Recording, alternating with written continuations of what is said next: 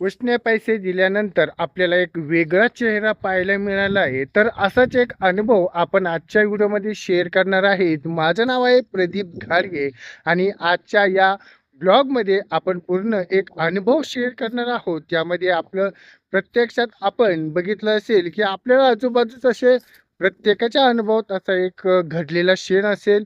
यामध्ये आपण बघितलं असेल, की आपण एक जणाला बहिणीच्या नात्याने एक ₹5,000 उसने दिले आणि त्या उसने दिल्यानंतर तर आपण बघितलं असेल, त्या उसने दिल्यानंतर एक वेगळाच चेहरा पाहायला मिळालाय. म्हणजे काय झालंय नेमकं, ही पूर्ण कहाणी आपण आजच्या व्हिडिओच्या माध्यमातून बघणार आहोत. त्यासाठी व्हिडिओ शेवटपर्यंत बघा.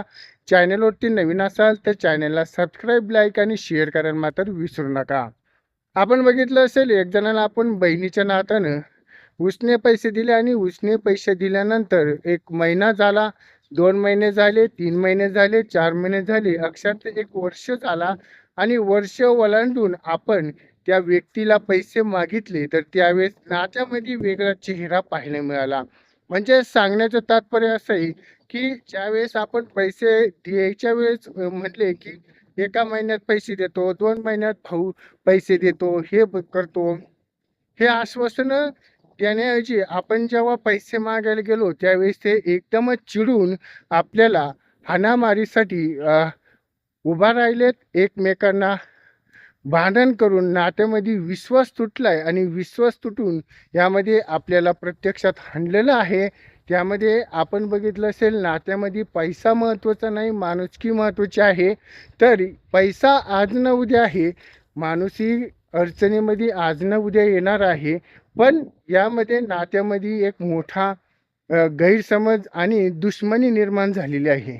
यामध्ये आपण बघितलं असेल, की आपण ₹5,000 उसने दिले, पैसे दिले नाही तर कोणी भिकारी होणार नाही आणि त्याने पण पैसे दिले नाही म्हणून तो एक मोठी इमारत बांधणार नाही. पण ह्या प्रसंगातून आपण बघितले, की पैसे उसने देणं आपल्याला टाळा. पैसे देताना कधीही 10 वेळेस विचार करा. पैसे देताना एवढे पैसे द्या, की आपल्याला त्या पैशांचं मागता आले नाही तरी चालेल, पण नात्यामध्ये तुम्ही कुठलाही गैरसमज करून किंवा पैशावरून भांडण करू नका. पैसे आज ना उद्या येतात. आयुष्यात प्रत्येकाच्या गोष्टी आज ना उद्या घडत असतात. तर त्या आयुष्यामध्ये पैसा देताना विचार करा. नात्याकडं लक्ष देऊन बघा.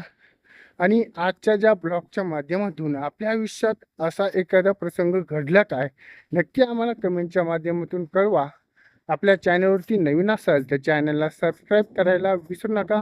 भेटूया तशा नवनवीन व्हिडिओबरोबर. तोपर्यंत धन्यवाद.